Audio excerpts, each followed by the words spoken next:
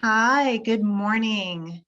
Okay, so I'm here to give everybody the big update on our local monarchs. And I will say the last few years have been a real roller coaster for those of us that study butterflies, and I want to share the story with you. So I am the local San Luis Obispo County volunteer coordinator for the Xerces Society, which is a nonprofit based in Oregon, dedicated to insect and pollinator conservation. And Xerces oversees the statewide annual survey of all the Western monarch butterflies at their coastal overwintering sites. And this survey is called the Thanksgiving count because it happens around Thanksgiving. And so thanks to these counts, we know that back in the 90s, 80s, and sort of back earlier, there were over 1 million monarch butterflies in the Western US. But in the late 90s, monarchs started declining. And in the 2000s and 2010s, there were around 250 to 300,000 monarch butterflies in the West, which is a decline of over 95%. Then in 2018 and again in 2020, the Western monarch population crashed dramatically, declining to an all-time historic low of 2,000 butterflies in 2020. And the cause of these declines and crashes is a combination of climate change, unfavorable weather, loss of milkweed, which is the only plant that the caterpillars can eat, loss of overwintering sites, and an increase in pesticides. And many of us who care about monarchs were really devastated, myself included. And the prospects for monarchs this year in the West really they seemed grim. They were unknown. Really, nobody knew what was going to happen. But in early fall 2021, reports started coming in of huge numbers of butterflies turning up on the coast. And during the 2021 Thanksgiving count, volunteers tallied over 247,000 monarchs at all the overwintering sites in California. And that's an increase of 100-fold from last year, and it's the highest overwintering total in 5 years. Now, we don't actually fully understand the reason why this rebound happened, but it's really likely to be a combination of factors, which is the case with most things in nature. That includes favorable weather, good weather and climate in last year's spring and fall, along with increased availability of milkweed and nectar plants. So in other words, a series of fortunate events. Locally, here in San Luis Obispo County, 20 trained volunteers counted over 91,000 monarchs at 54 overwintering sites, and that's the highest number of monarchs we've had here since 2016. There are actually 7 monarch butterfly overwintering sites within the city of San Luis Obispo, and that's actually really unusual because the majority of overwintering sites are coastal, within a mile of the coast.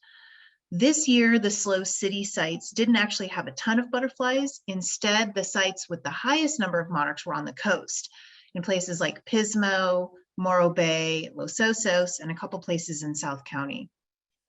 Pismo this year had over 20,000 monarchs in November, and there are actually still several thousand there. So if you haven't been to the Pismo Monarch Grove yet, you can still go, and you should go. Okay, so what does this population increase or rebound really mean? So it's truly amazing. I mean, it really is incredible, but monarchs aren't out of the woods yet. While they're back up to where they were 5 years ago, which is really good news, that's still way below where they were in the past. Remember, 20, 30 years ago, there were over 1 million monarchs. So their current population is still below where they need to be to have a healthy, thriving population. And that means we need to continue doing everything we can to help. Did you know that the city of San Luis Obispo has actually signed the National Wildlife Federation's Mayor's Monarch Pledge? That means the city government has committed to helping plant monarch-friendly plants and gardens throughout the city, support milkweed seed collection and propagation, reduce light pollution, and ensure that pollinator-harming pesticides are reduced or avoided completely. Another exciting project that originated locally is the Western Monarch Trail. This is a collaborative effort between agencies and organizations to identify important sites all along the monarch migration path throughout the West, and to install these beautiful educational signs at each one, which describe why the site is important and what people can do to help monarchs.